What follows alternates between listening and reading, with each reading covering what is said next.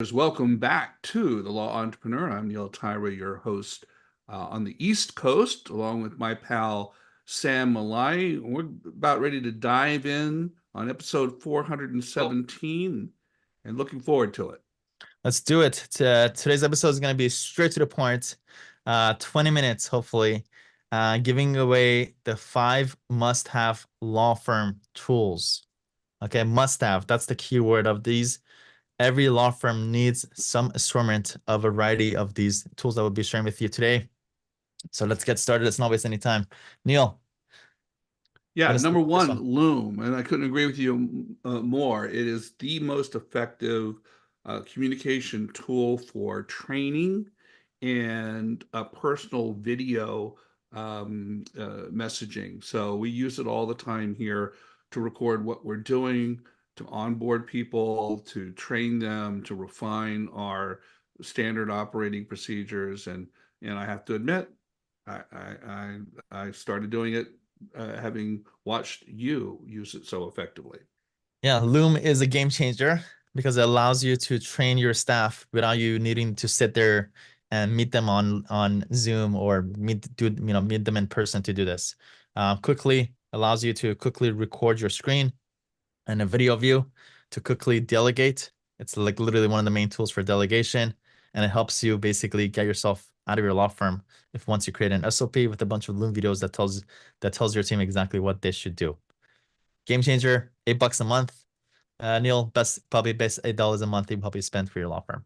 Yeah, for sure. Now there are other, other platforms that do something similar, but I mean, I think again, this is one of those cases where the platform that was out there first and was getting the most usage and the greatest shakedown is able to adapt and modify quicker than new entries to the to that space. And so you don't need to reinvent the wheel. I mean, this is a very good investment.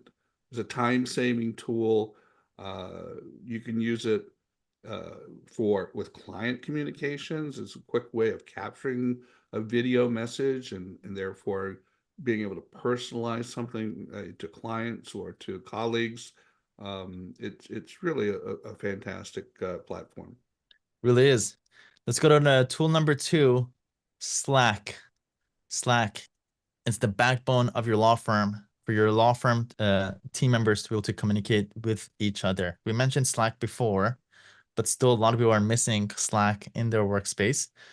It allows your team members to be able to communicate with each other, which is crucial, and allows you also to create little departments in your law firm. So to just say you have one for your intake, you have one for your new clients. Whenever you're going to onboard new clients, maybe you'll have a channel for your marketing. You have a channel for collecting Google reviews. So just you'll break down your law firm into little departments, create Slack channels for them, and then you bring your team there, and that's where you're able to kind of have your team members communicate and live and be able to achieve their goals together. Yeah, and I think the real key to this is being able to maximize the creation of channels for specific purposes.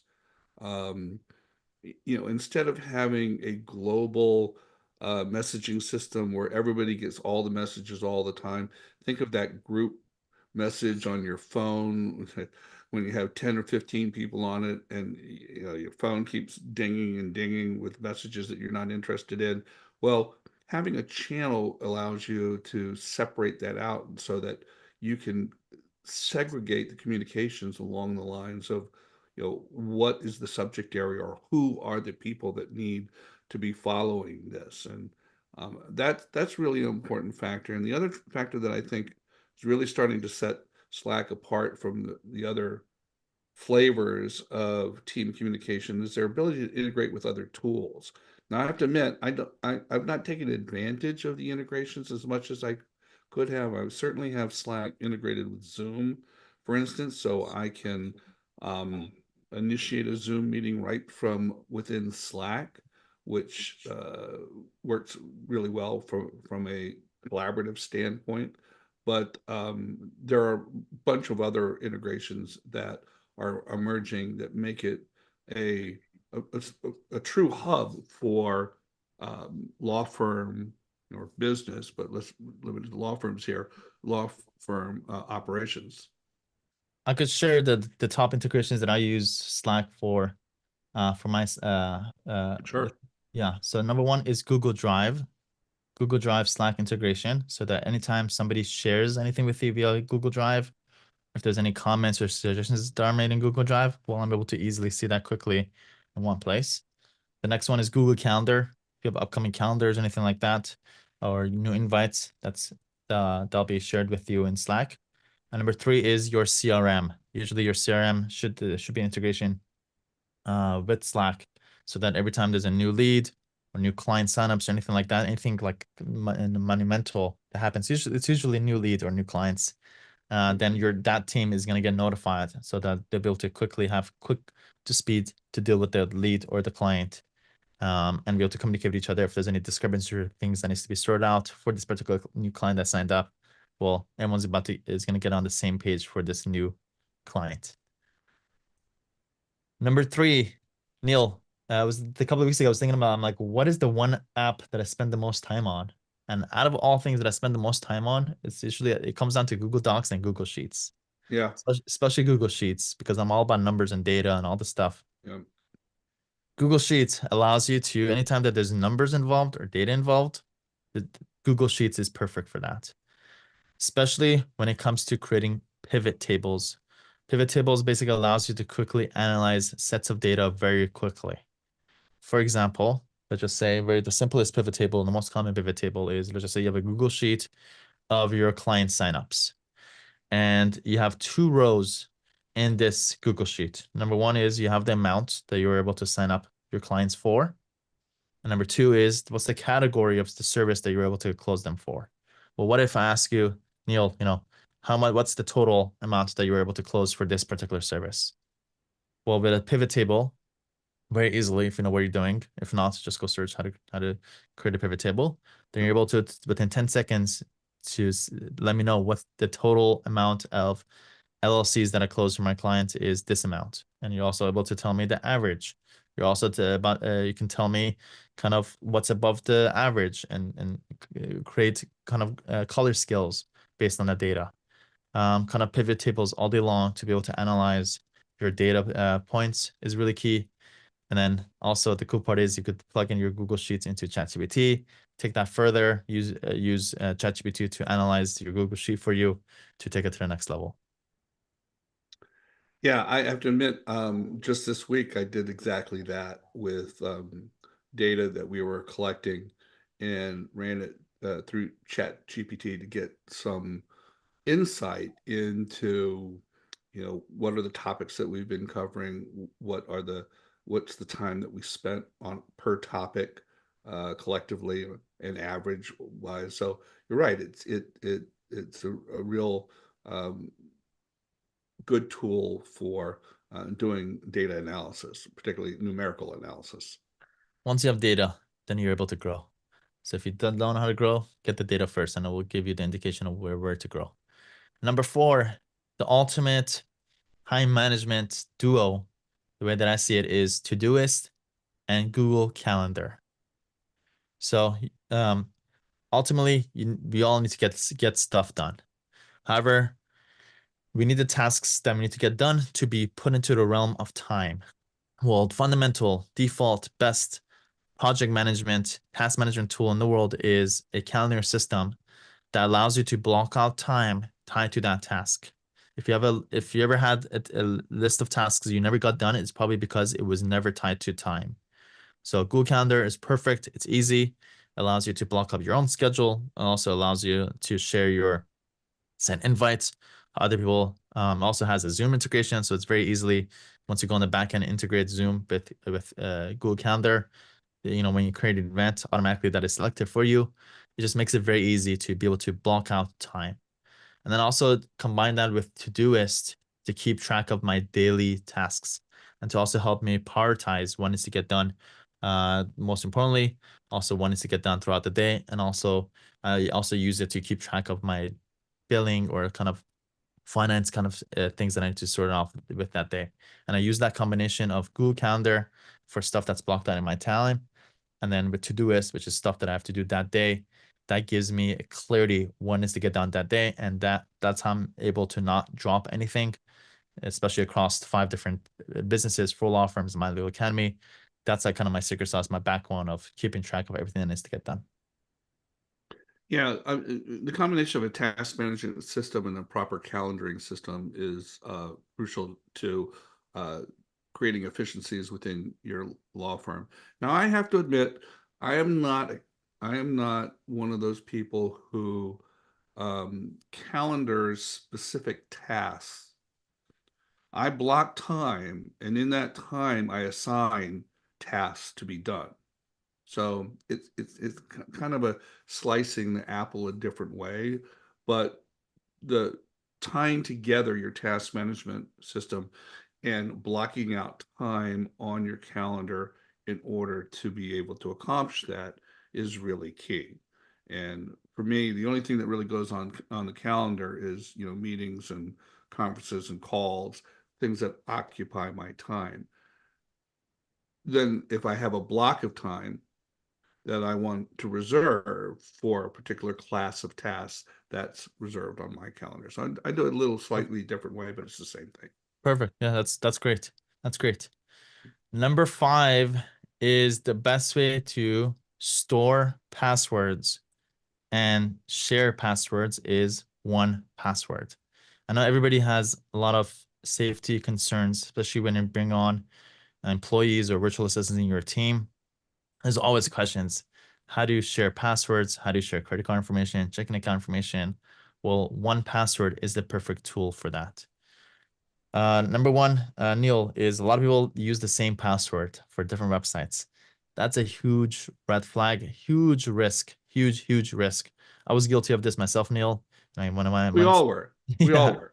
Yeah. Well, once I got into 1Password, I made a rule of thumb that I'm gonna go little by one, go update all my passwords to be unique and 16 characters. By the way, 16 characters will be probably the safest place to be. The more characters it is, the longer it takes for hackers to hack it. As computers improve, Neil, over time, they may be able to crack 6 character passwords and eventually 8, then 10 to 12. From what I've studied and seen, 16 will probably be safe for another 10, 15 to 15 years at least. So try to update your passwords, make them unique.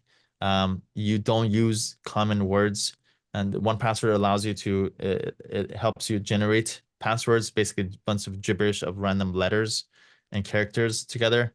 Super secure.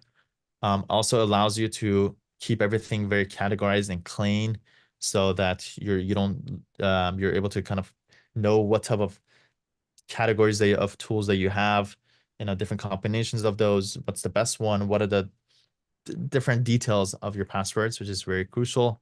And third feature that we talked about is being the ability to be able to share passwords with your team. I'm on I think it's called a business plan, which allows me to it gives me 10 users. And what I did was for my different law firms, I was able to create different teams. So depending on what tool it is, I'm able to share that particular tool with that team. And anybody who's in that team, aka that law firm, gets access to those certain passwords. And it basically allows me to share the login with them without them actually seeing the actual password. So once they have 1Password installed on their computer or on their Chrome browser, and they're logged into their 1Password manager, then by just logging into 1Password, then 1Password automatically fills in their username and password for them and logs them in without them actually seeing the actual password. It's a game changer, and also helps you become a lot more safer and secure these days. Yeah, I particularly like the audit function that they have that will look at all your passwords and give you a summary of what's at risk and what passwords you've reused, and it lays out a roadmap for you to obtain, password security and peace of mind. The other thing that I think is really important for this too is if you're an attorney and you need to think about succession planning, like who's going to take over if you have a long-term illness or if you're in the hospital for a long period of time. So many of our systems and accounts are password driven. You want to have one place where that information is available to people who are going to act on your behalf in a succession scenario. So I always advocate for that. And again, as an estate planner, a lot of times all your assets that we hold, whether they be Bitcoin or platforms that we can log into to control our assets. You want those to be secure, but you also want them to be accessible to the right person. And so something like 1Password is very critical for managing your digital assets in an estate planning context. Absolutely, and it gives you ease of mind, just for those worst case scenarios. If I was a estate planning lawyer, Neil, I would make that a requirement. It's Yeah. something that I think a lot of people don't do. They don't think about what happens. Well, you need access to well, you need to know first of all, what checking accounts that you're, you know, Well, yeah. uh, So I'm gonna tell you just from personal experience, when we have people come to us and a loved one has passed away, and they're like, well, how do I gain access to their checking account? I'm the executor of their estate, and they kept it all online. Well, if you don't have access to their password, it's going to be real tough. So if I'm setting up my estate plan, I want to make those resources available in a secure way, and 1Password is exactly the tool that we always recommend.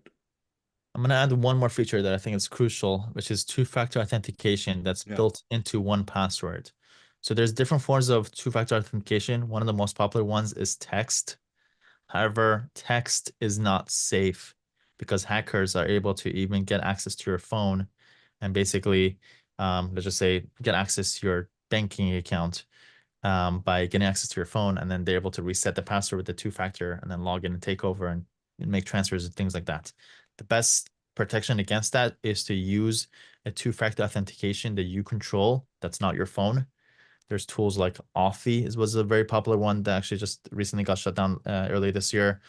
Good news is 1Password has this natively built into 1Password and also makes it very easy to log in. So there's like some certain websites that requires for you to first put your username and information, username and password. On the very next page, it requires your two-factor authentication code. Well, 1Password automatically fills that out for you and just logs you in without you needing to press enter, and it just like saves a lot of time compared to how it was. You get a text, you got to take that yeah. code and put it into your thing. Like it's like so annoying. So amazing, great, unspeakable feature that nobody talks about 1Password. It's that two-factor The other thing I authentication. like about them is the ability to store secure notes, encrypted notes. And so if you need to retain some information in a secure encrypted environment, 1Password is a perfect place to do that. Totally. All right. So let's do a little recap. I know, Yeah, for quick little sure. episode, but value add, action packed. 5 must have tools for lawyers. Number one, Loom. Loom all day long, as I always say, which is basically a video communication tool for you to delegate to your team. Number two, the backbone of your law firm will be Slack, the best communication tool for your law firm. Number three, Google Docs and especially Google Sheets, especially when it comes to data and tracking. Number four, the ultimate time and task management tool is Google Calendar and Todoist. And number five, for security purposes, make sure to have 1Password installed, create unique passwords, and you're also able to safely and securely share passwords with your team members, and also credit card information and checking accounts, all that stuff. There was a comment, was a question that somebody asked this week. That was the answer. Use 1Password to be able to share credit card information. All Yeah. right, Neil. You know what Yeah. what we didn't say, Sam, which Yep. is going to sound like heresy to so many attorneys. We didn't say email, right? And I think that's an indication that at least within your team, maybe not with clients, but within your team, email is becoming less and less useful, almost to the point of where it's not useful at all. I fully support that. I'm barely in my emails, these days, and I do definitely see a trend over time. The lawyers freeing themselves up from their emails. Um, and Slack takes away a lot of that. So you Yeah. shouldn't be emailing your team, just Slack those instructions. I'm gonna add one more rule of thumb, Neil, that I always share about tools, is that every tool is worth it if you use it. If you don't use it, it's not worth it. So again, don't second guess yourself when it comes to tools. Should I pay for this? Always ask yourself, am I using it? If it is, doesn't matter how much it is, it's worth it. If you're not, it's not worth it. And And my what caveat to that is once you start using it, find out everything that tool can do. Don't be satisfied by using it for 10% of what it's capable of doing. I love that. I love that. All right. Appreciate you. All Make right. sure to leave a review to this podcast if you haven't already. And we'll keep this going. Neil, it's been a pleasure. All We'll right. see, Sounds great, Sam. we'll see you in the Appreciate next it. episode.